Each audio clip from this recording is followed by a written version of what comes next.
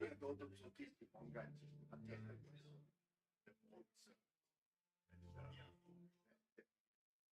how they Kansho. The way things that's cheap. Service. They change the show thinking. And first I change they have a 12 minutes. Yeah. All for there. So. It's a online tree in Kyoto. It's interesting. Kyoto, they offer one service. But then after the 7 o'clock, daily 7 o'clock, now the very well attended. Only probably no more than 20 people attending. So, and people. We have better attendance. Well, but they have. You try to have a 7 o'clock service.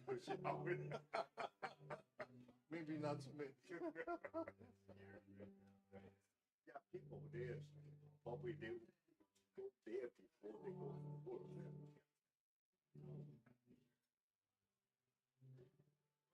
Good, that's an experience. I saw your photo. Dennis showed me. Well, Dennis showed me.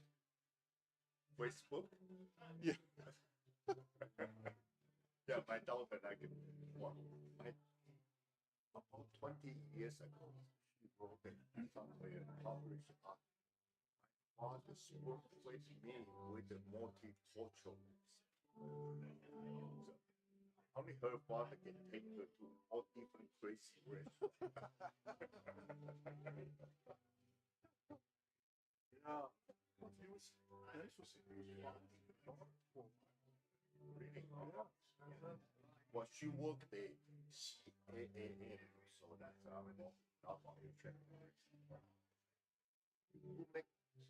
during that volunteer recognition, she was here. So surprised. Yeah, she's doing all those Asian American activities. Yeah, we'll start. Yeah, we'll start.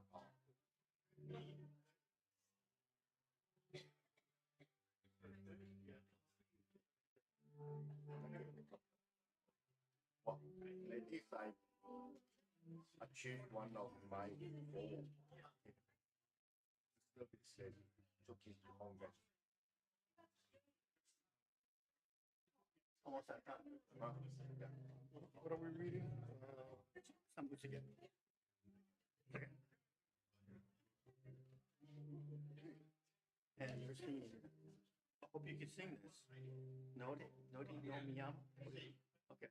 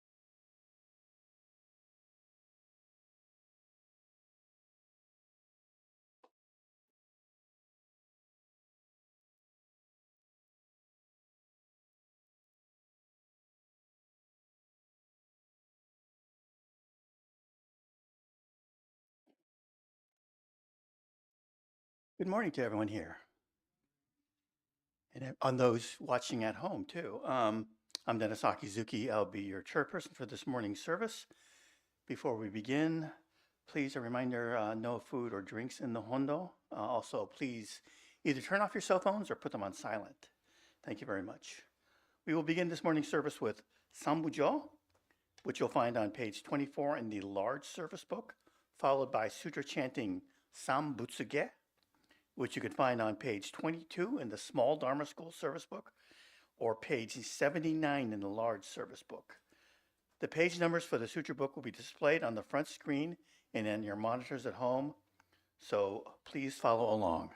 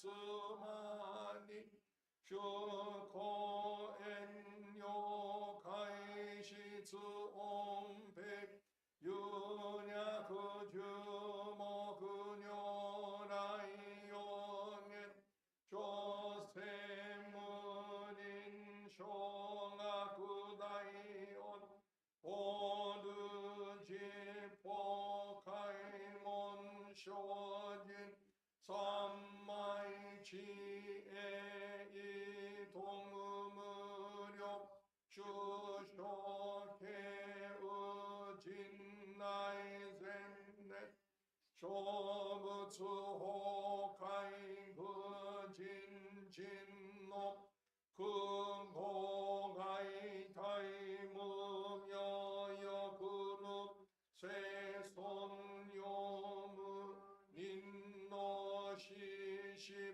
人と無力無放題知恵人名無名一層真の大戦犯がサム在所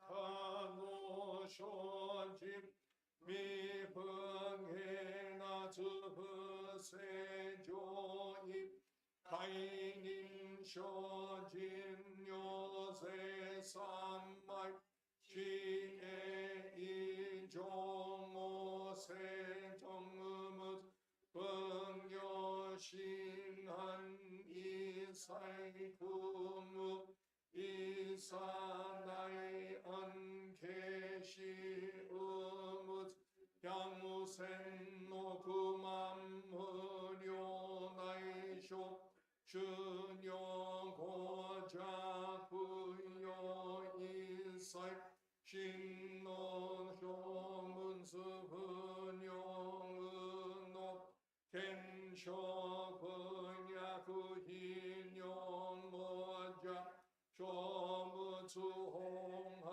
無願へ無修説の公明師匠変死小国尿税所一人難量量が三仏本の第一五種奇妙道場常設国尿内音任務闘争がと愛民ドーナツ一切実法来所新熱症状意図がご経絡安穏法仏神妙善が心象発願の日利益少々欲人望節尊知恵無下上領子孫真が信用軽量心死食の空中寛容精進臨終分へオマンハムラマンナムラマンナ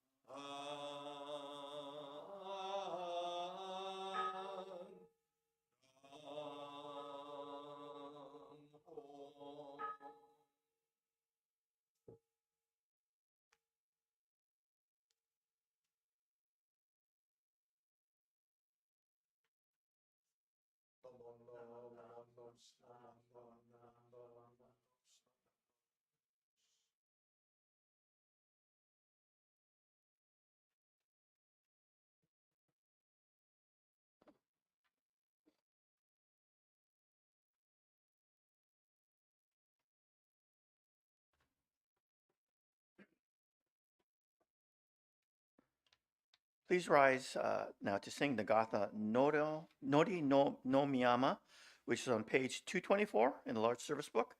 Please remain standing for the three treasures, page 3 in the small Dharma school service book. What page was that again? 224? 224.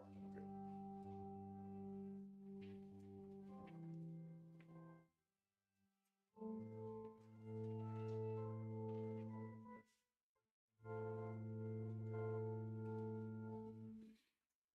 Nori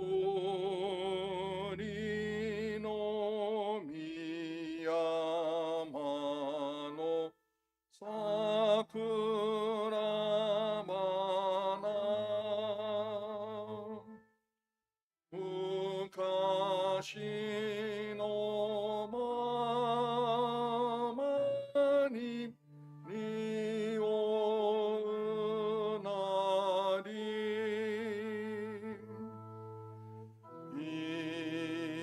ichi no shiori no ato tomete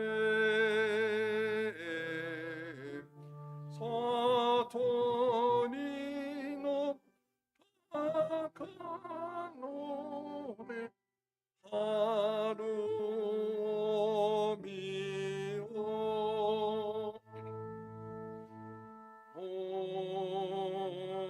Nori no miyama no oto to gisu mukashi no mama ni nanoru nari ukiyo wa yume zo mijiha yoto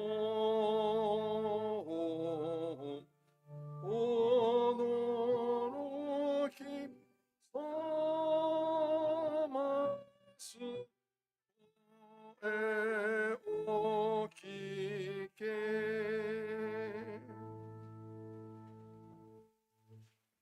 Please join in the reading of the three treasures on page 3 in the Dharma School Service book. Hard is it to be born into human life. Now we are living it. Difficult is it to hear the teachings of the Blessed One. Now we hear it. If we do not deliver ourselves in the present life, no hope is there that we shall be freed from suffering and sorrow in the ocean of birth and death. Let us reverently take refuge in the three treasures of the truth. I take refuge in Buddha. May we all together absorb into ourselves the principle of your way to enlightenment and awaken in ourselves the supreme will. I take refuge in Dharma. May we all together be submerged in the depths of the doctrine and gain wisdom as deep as the ocean. I take refuge in Sangha. May we all together become units in true accord in your life of harmony, in a spirit of universal oneness, freed from the bondage of selfishness. Even through ages of myriads of kalpas, hard is it to hear such an excellent, profound, and wonderful doctrine. Now we are able to hear and receive it. Let us thoroughly understand the true meaning of Tathagata's teaching. Namo Amida Butsu. Namo Amida Butsu. Namo Amida Butsu. Thank you. Please be seated.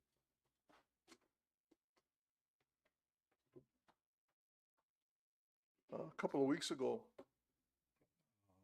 I got hearing aids. It doesn't improve the singing. I still can reach the high notes, and it's getting harder to reach the high notes. But now I can actually hear things. It's amazing. A couple of days after I started using these hearing aids, and I went to Costco to get these.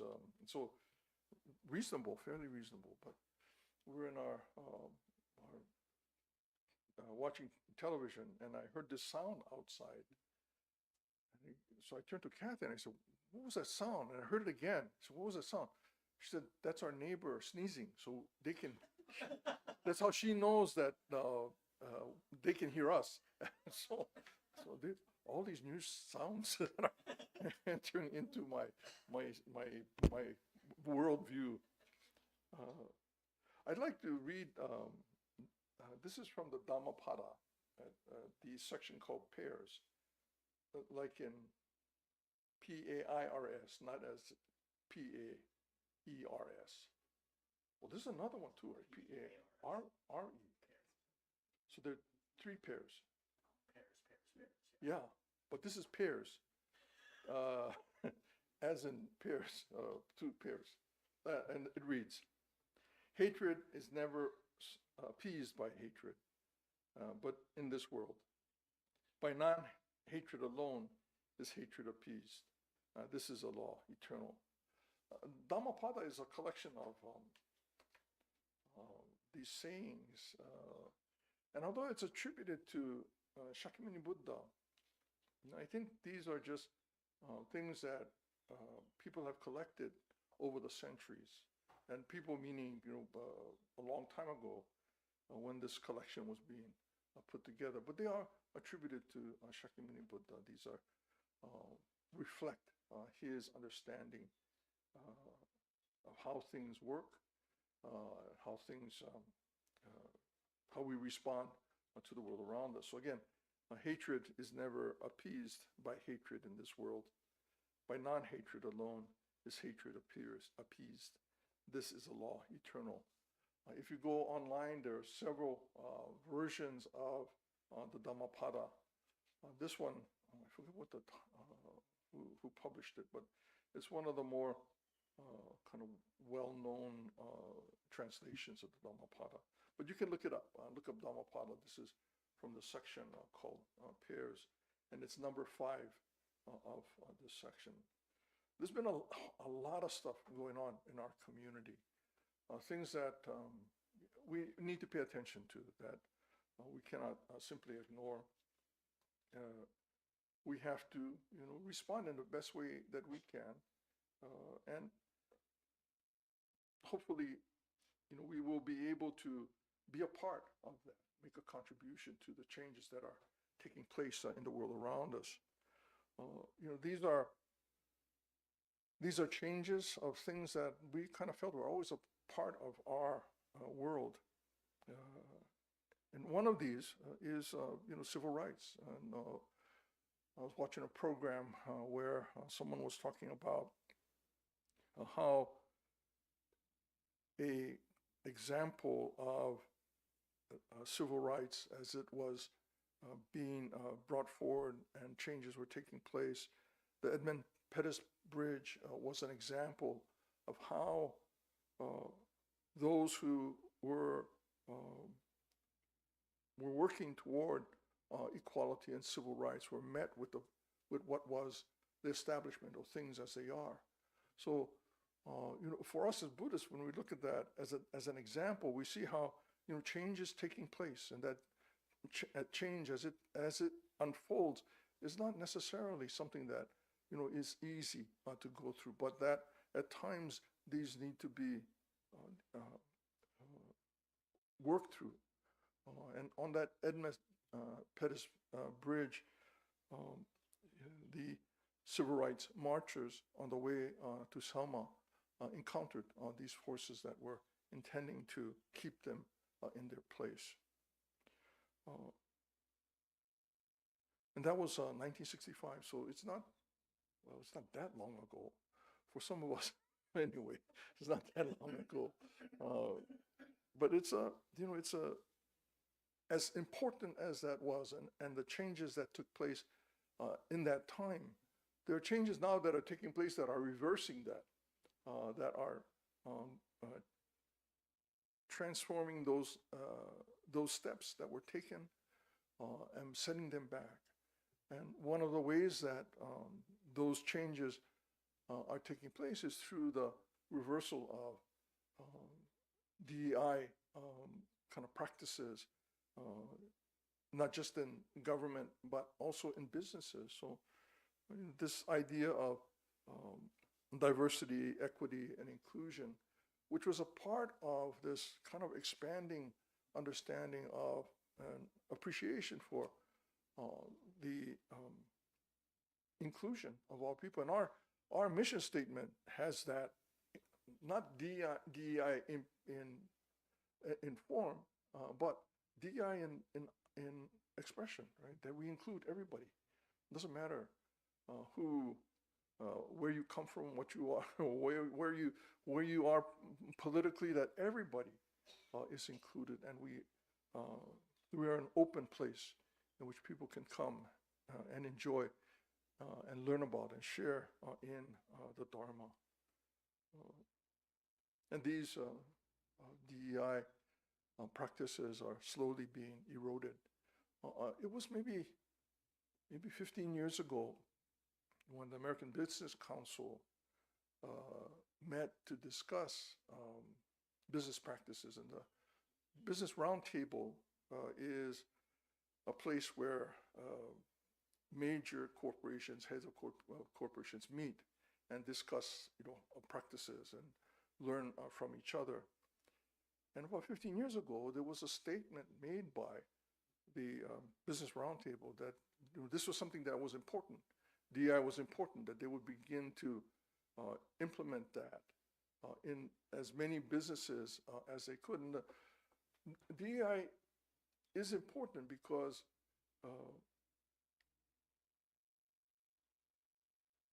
when a business works according to DEI, not according to, but has incorporated into their practices DEI,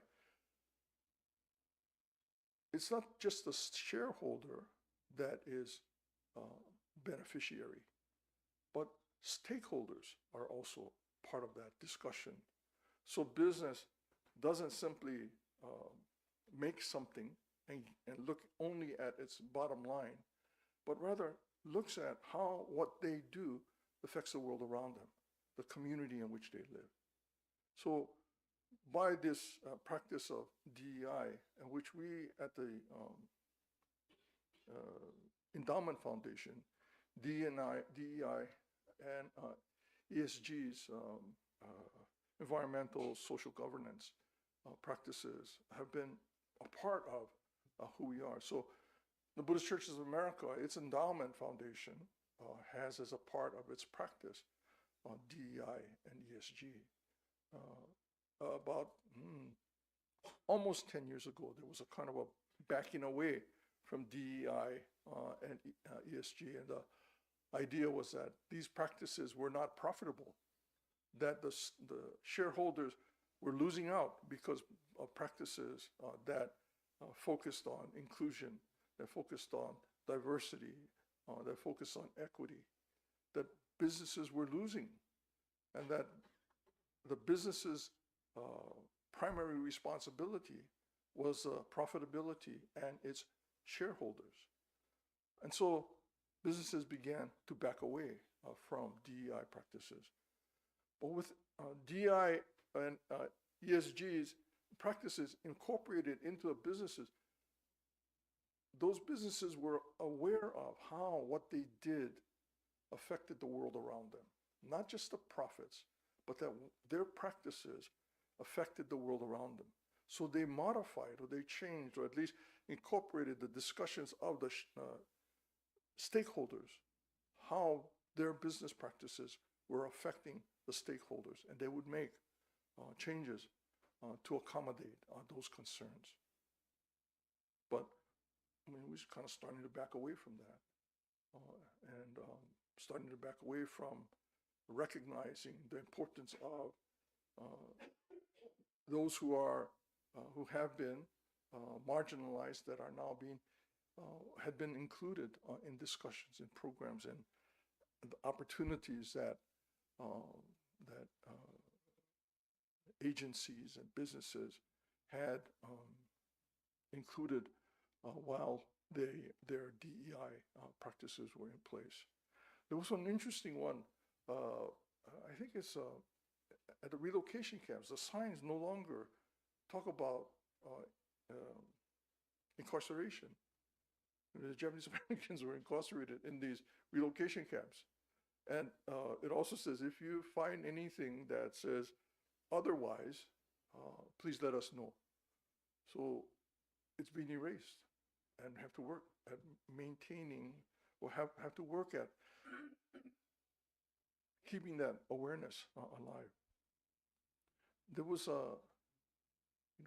gay rights with the Stonewall Revolution, or uprising in 1969, from which in many years later, 1969 to 2015, when the Obergefell and Hodges decision was made by the Supreme Court, which recognized marriages that were not just between male and female, that marriages depended on who the couple selected.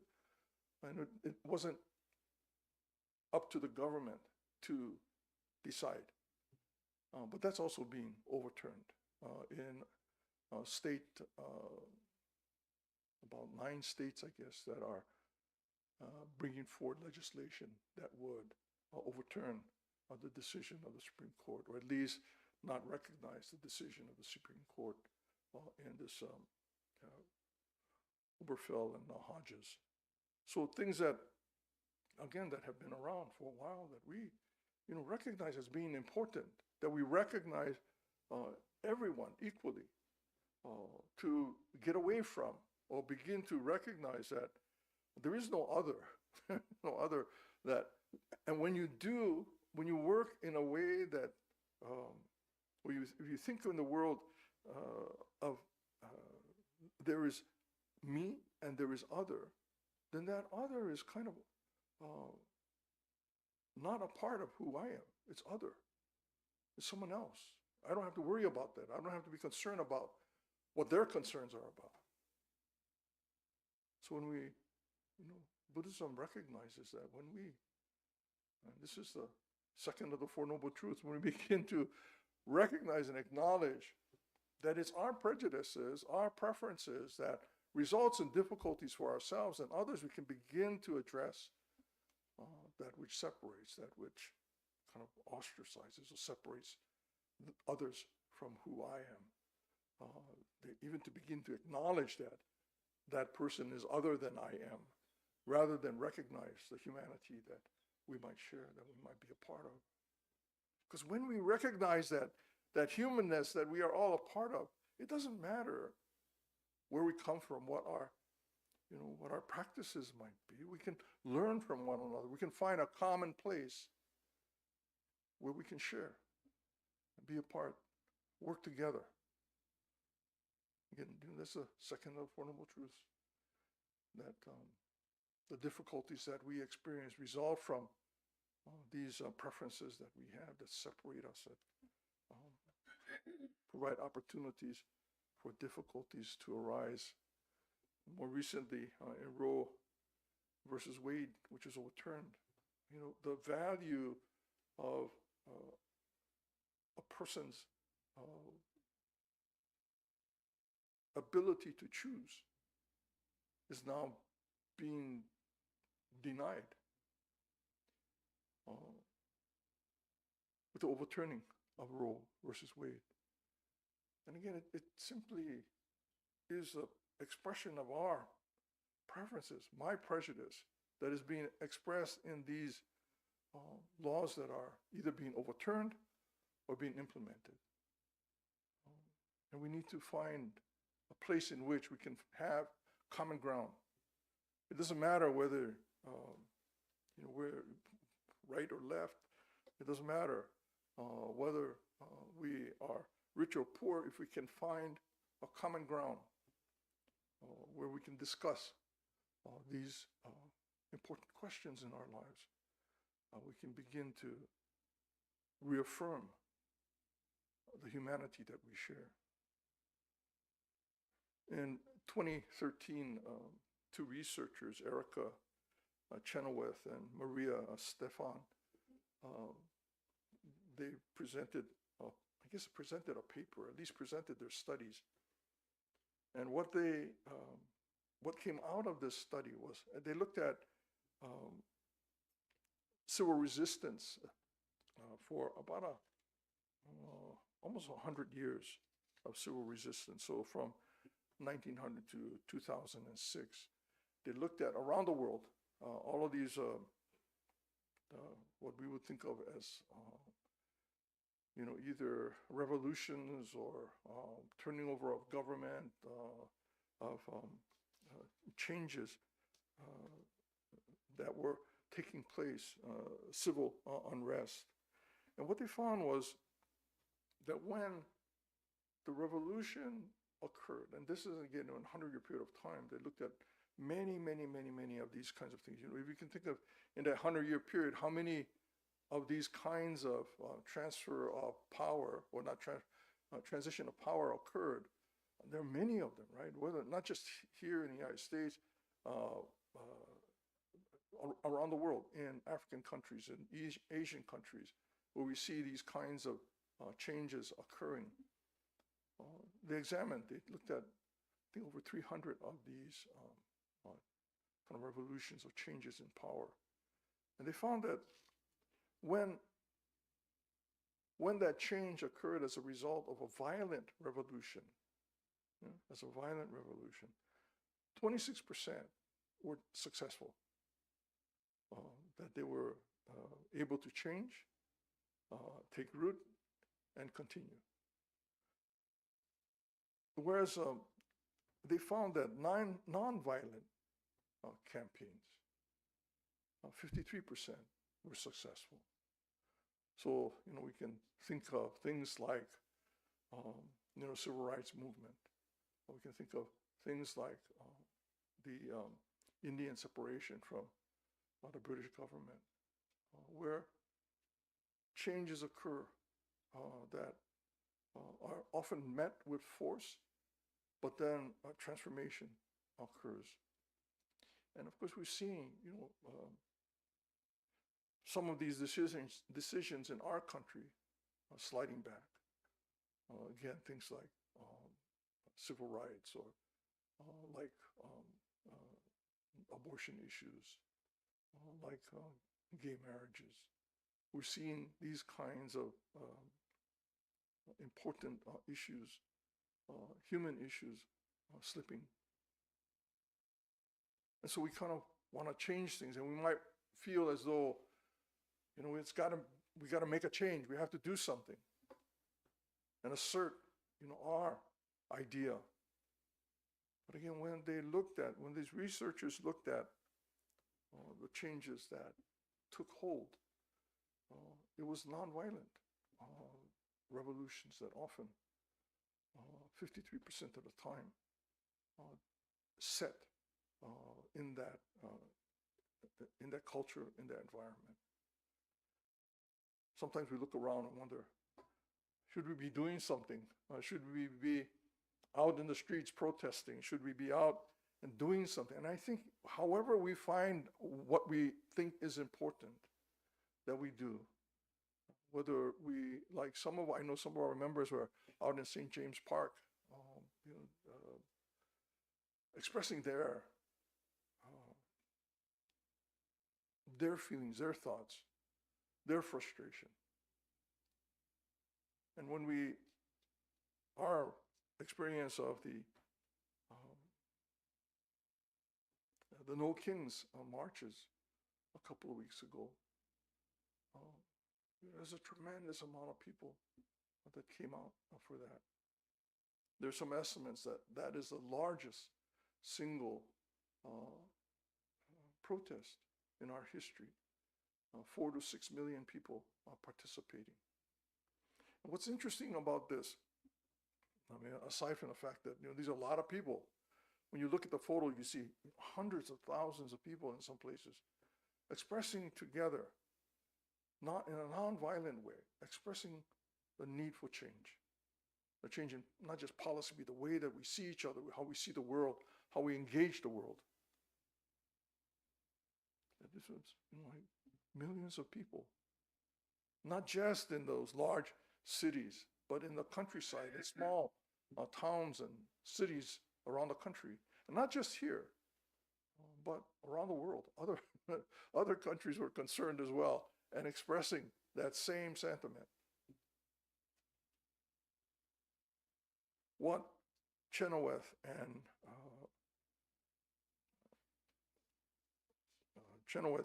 Stefan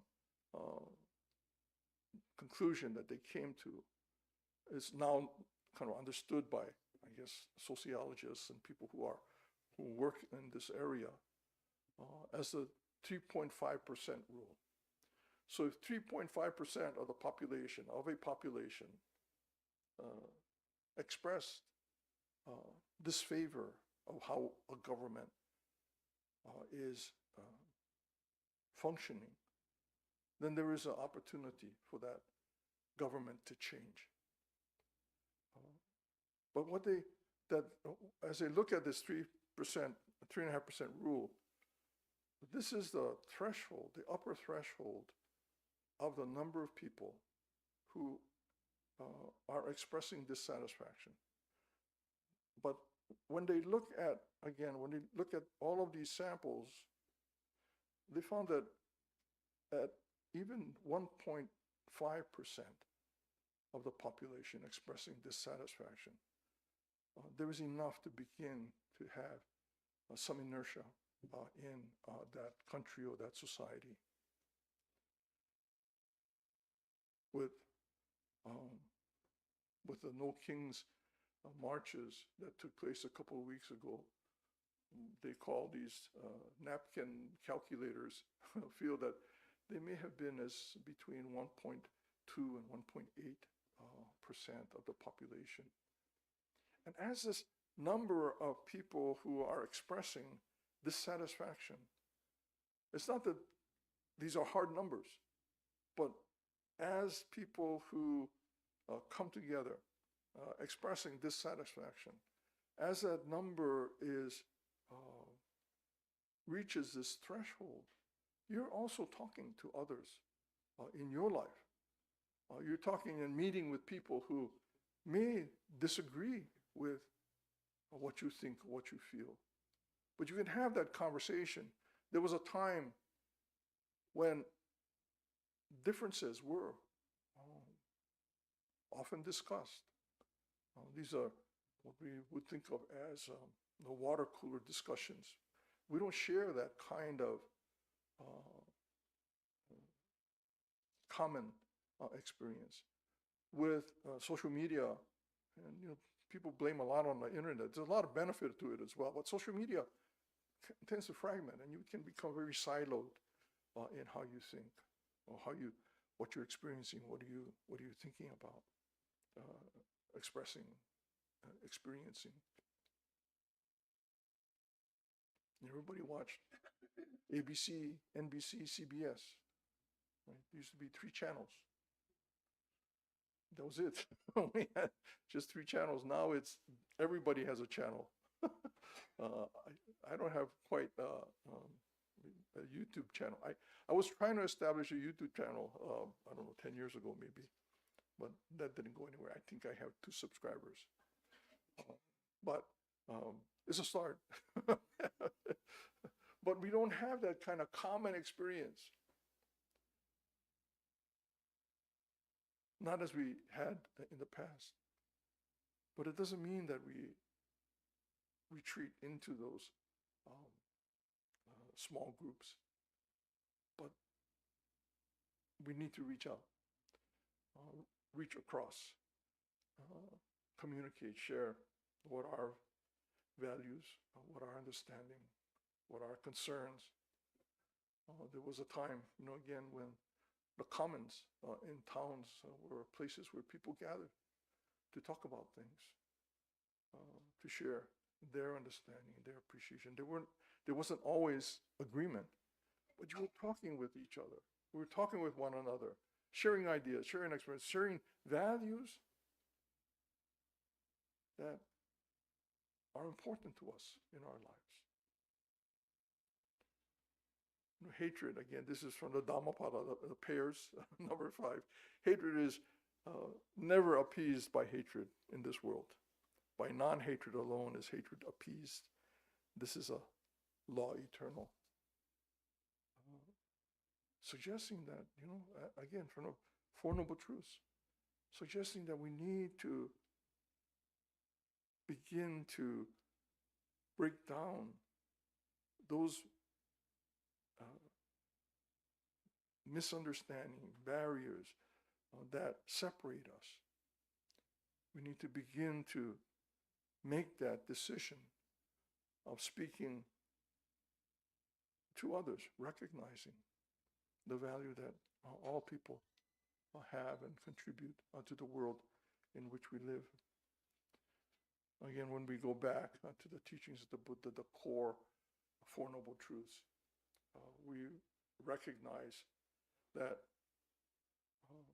the difficulties which we cause and experience results from our tendency to see the world through our preferences, our likes and dislikes. And when we can begin to acknowledge that, we can begin to soften the boundaries that separate, begin to look across those boundaries that seem impossible to bridge, but that when we see the other as myself, we can begin to find common space, common grounds, things that we can talk about, even if it's just talking about barbecue. It's something you have in common, right? If you see the person who may have different political views, enjoying barbecue, it's something you can talk about. Making barbecue, well, how long did you cook that? What are you using? What are your spices? It doesn't have to be anything transformative, but you establish this relationship with another human being.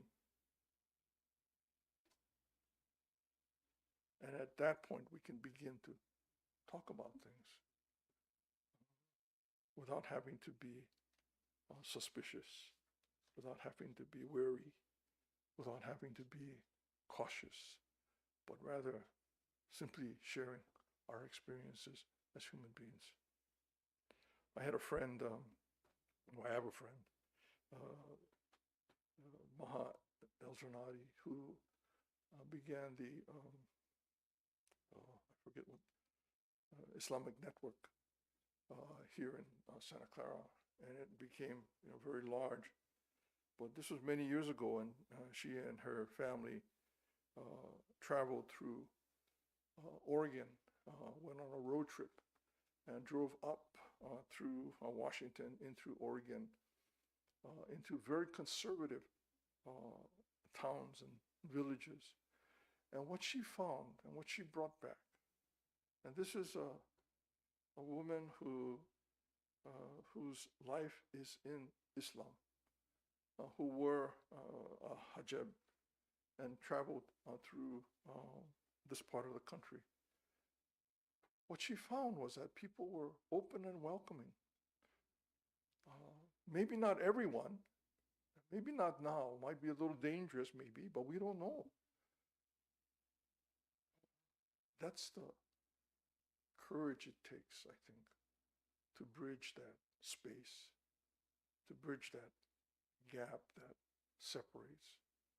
And we have to kind of take that risk, be able to share as human beings those things that are important to us as human beings.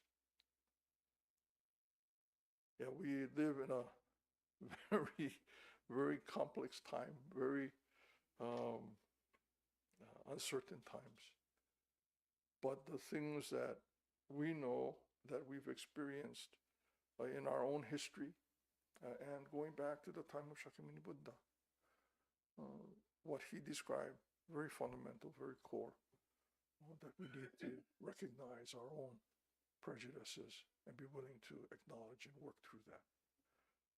And in doing so, we can begin to affirm our humanness and begin to affirm those things that are important to us as human beings.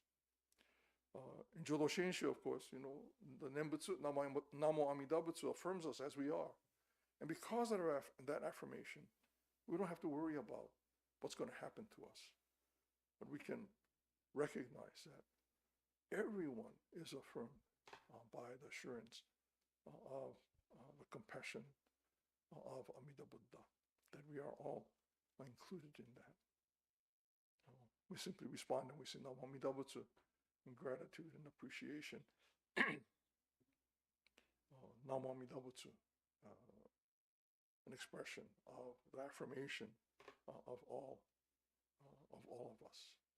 So again, a lot of things going on in the world around us. Sometimes we feel like there's something we have to do, and that have to do can be as simple as saying hello to somebody working on the street. Don't know. This happens all the time. Especially nowadays, there are a lot of people from the development behind us. People walking on the street, walking their dogs, enjoying a stroll, and say good morning, and they look up and they say, "Oh, hi." It's not like they're strangers, but they're not strange. Just like you and me. When you say hello, they'll say hello. If you don't say hello, they're not going to say hello. They look down, watch their shoes. But you say hello, and they look up, and they say, "Hi, good morning." So it's as simple as that, as simple a practice as that.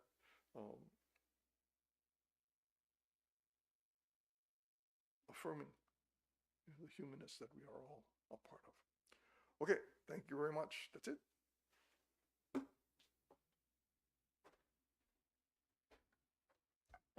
Thank you very much, Sensei.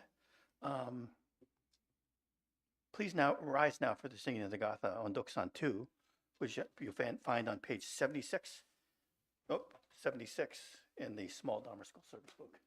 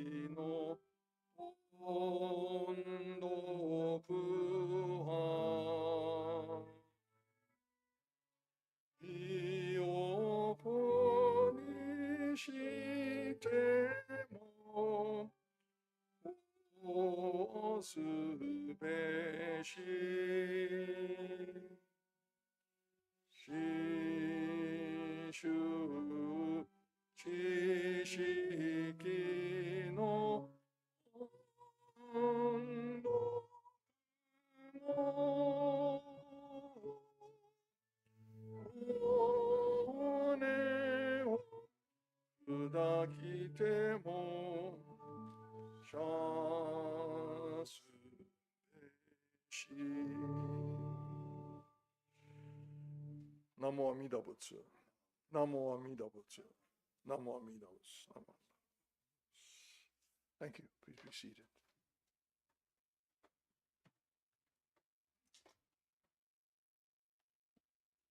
Are there any announcements? I see Larry coming up.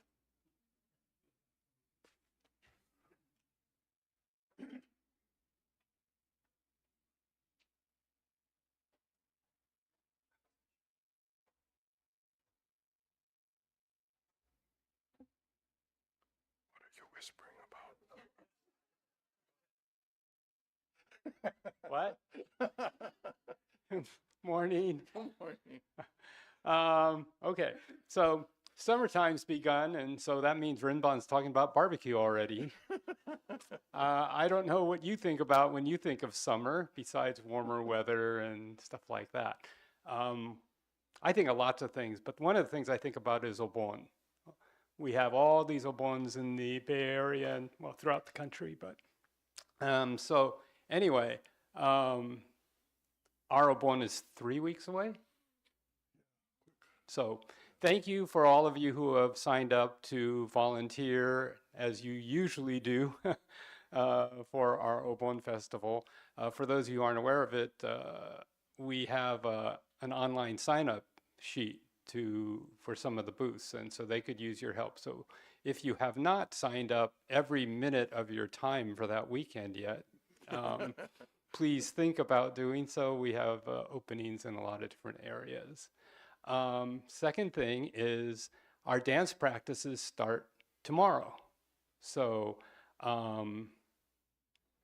yeah, so they run from, 7:30 to 8:45 roughly, and they begin tomorrow. And so they run tomorrow. Monday is the 23rd, Wednesday the 25th, Thursday the 26th, and then the following week, Monday the 30th, and Wednesday the 2nd.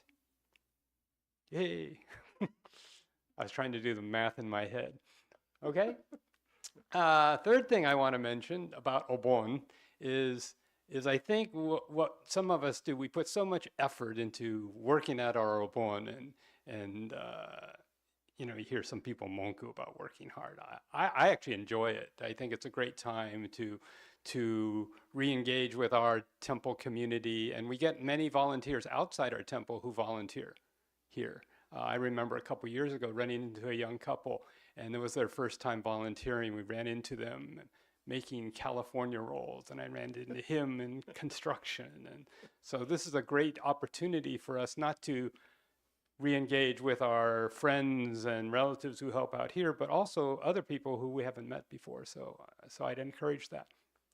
But outside of that, I think a lot of us miss an opportunity to experience the obons of other temples. So I would, you know, especially within our coast district, most of us, many of us, after our obon is over, we relax and we go to Mountain View the next weekend, or Watsonville is actually the Sunday of that same weekend as Mountain View, and Palo Alto has theirs later. And but there are others, including yesterday and today, San Mateo Buddhist Temple has their bazaar. And San Mateo is one of those that their facilities and or manpower is limited, so they break their festival into 2 different weekends, where one weekend is a bazaar and a different weekend is their odori, because they don't have the space. So San Mateo, I think, has their odori. I don't know when, but it's not today. It's some other time. So I would encourage you to experience obons in those other places. My wife and I have been fortunate. We've experienced obons in Kona. We've done it in Maui. We've jumped in and made fools of ourselves dancing in Kauai, for instance. And so please take that opportunity to enjoy obon when you're not working obon in San Jose. And actually, I encourage you to enjoy the time you have working for our temple here. But please experience some of the other ones. Their food is different. Their food's great too. The dances are different. Oh, and one of our new dance. So every year we have a new dance. Our new dance this year is to the song you know very well, Arigato, I think it is, right, Michelle? But it's been renamed, I believe. It's Arigato, Reverend Sakamoto. You're welcome. To thank him for his 39 years of service. As we all know, he's retiring at the end of the year. So if you can make it out to our dance practices starting tomorrow, I don't know what it is, but hopefully it's simple. Is it simple? No. Oh, is it simple? Good.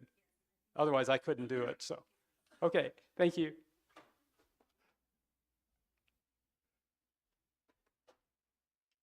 So all Reiko's dances are simple. She does it deliberately. So come out and learn those songs. So want to thank you for coming out. If I were to, I was thinking about how can I summarize what Rinban talked about. I think my summary would be, I think, you know, we have to kind of like stand up for the basic tenets of Buddhism and Shin Buddhism. We accept everyone as they are. I think we have to stand up for that, but we have to stand up for that in a very Buddhist way, in a nonviolent way, right? So maybe if I were to kind of like summarize all that he said, is that importance, we accept everyone as they are, and we need to kind of like stand for that, but we need to stand for that in a very Buddhist kind of way, right? Nonviolent, trying to engage people rather than maybe confront them. But sometimes, sometimes you need to stand up. And so I want to thank Rinban, Mas Nishimura, our AV coordinator, Michael Yoshihara, our organist, Please stay for refreshments in the multipurpose room. There's a lot of refreshments. I heard that there are some very, very good refreshments. So you have to check it out. I'd like to see everyone go out there because there's plenty to enjoy. Please come up for Oshoko. Thank you very much, and we'll see you in the refreshments. And we'll have closing gasho. Gasho, please.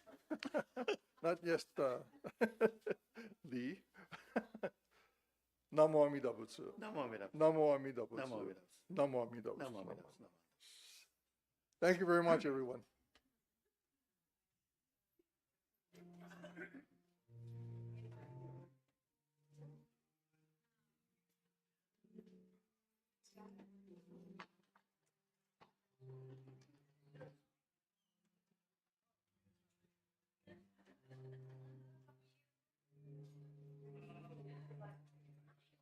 Good morning. Good morning. Yeah.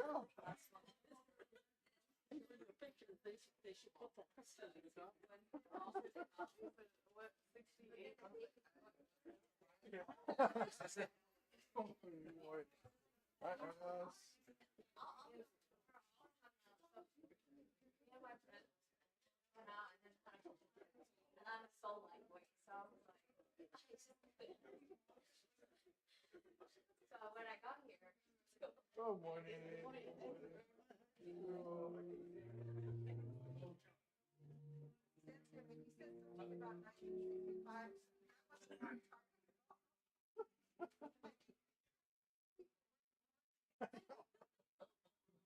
Someone was around though. Okay.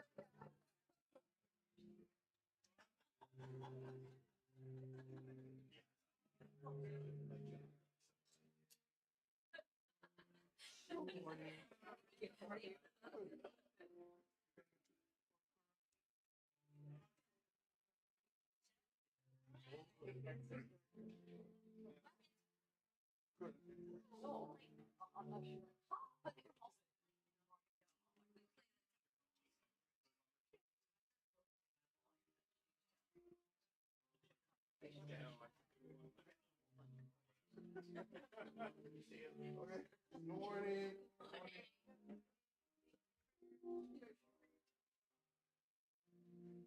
Saw you on TV. Yeah. But if people only tape 9 to 10, they missed you. You were on like at 8:30.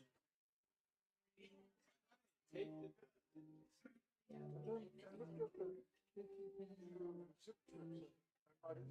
You're not in there. Oh, because they only showed the 9 to 10 one.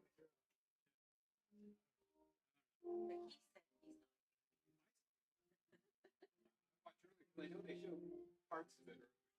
Yeah. Good morning. Oh, good morning. Are you Paul Sakamoto's brother? No, Your name is Sakamoto? I am Sakamoto from Hawaii. Oh, okay. I knew Paul, so I thought Yeah. maybe that's Oh, looking for yeah, just another guy. He used to come to my yard and say, Kevin, if I was young, again, I'm an out of the box landscaper, and he always said, like, Kevin, if I was young, I'd have you do my whole world for your. He gave me a lot of things. He always said you have to have these things. But anyway, Yeah. anybody, Last time I saw him, there was a